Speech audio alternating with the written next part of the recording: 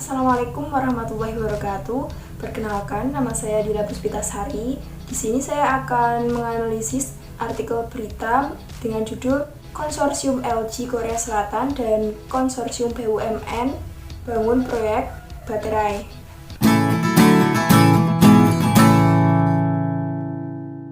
Dalam artikel ini dijelaskan bahwa pemerintah resmi menekan kerjasama dengan Konsorsium LG Korea Selatan untuk melakukan proyek investasi raksasa bidang industri sel baterai kendaraan listrik yang terintegrasi.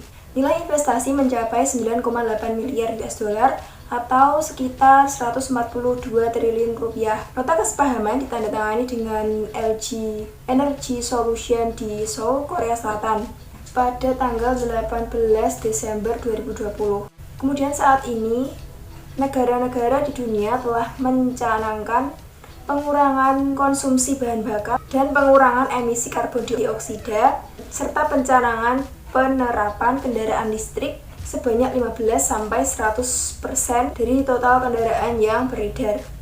Proyek ini akan memprioritaskan kerjasama dengan pengusaha nasional yang ada di daerah dan UKM lokal yang memiliki kapabilitas dan kapasitas dalam setiap rantai pasok.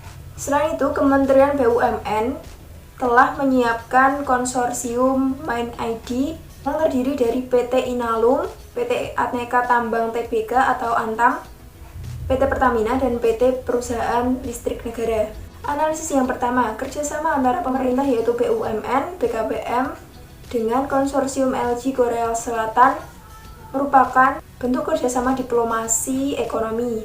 Dalam hal ini contohnya ialah investasi yang dilakukan LG kepada Indonesia dalam industri baterai. Kemudian investasi yang cukup besar ini dapat menjadi peluang untuk Indonesia dalam bertransformasi ekonomi menuju Indonesia maju. Karena Indonesia akan memiliki peran penting sebagai pemasok baterai kendaraan listrik dunia.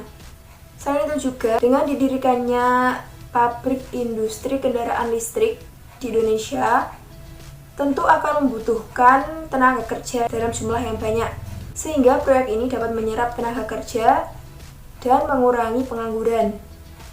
Kemudian yang kedua yaitu pencanangan penerapan kendaraan listrik di berbagai negara dunia menjadi peluang untuk Indonesia sebagai produsen baterai kendaraan listrik, karena Indonesia merupakan negara dengan cadangan nikel terbesar di dunia. Yang ketiga, dengan dilibatkannya pengusaha nasional dan UKM lokal dalam proyek ini akan dapat mendorong kemajuan perekonomian daerah di Indonesia yang selanjutnya dapat mendorong kesejahteraan masyarakat Indonesia itu sendiri.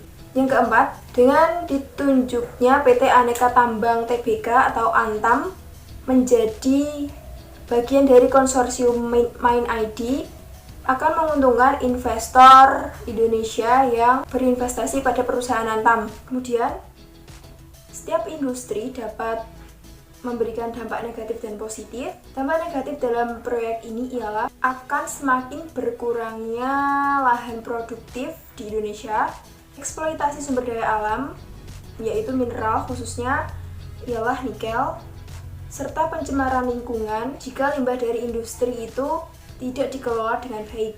Sehingga di sini diperlukan analisis dampak lingkungan agar dapat mengatasi dampak negatif dan meminimalisir kerusakan lingkungan yang mungkin akan terjadi akibat dari industri ini di Indonesia. Demikian analisis mengenai kerjasama antara konsorsium LG Korea Selatan dengan konsorsium BUMN Indonesia. Kurang lebihnya saya mohon maaf. Terima kasih telah menonton dari awal sampai akhir. Wassalamualaikum warahmatullahi wabarakatuh.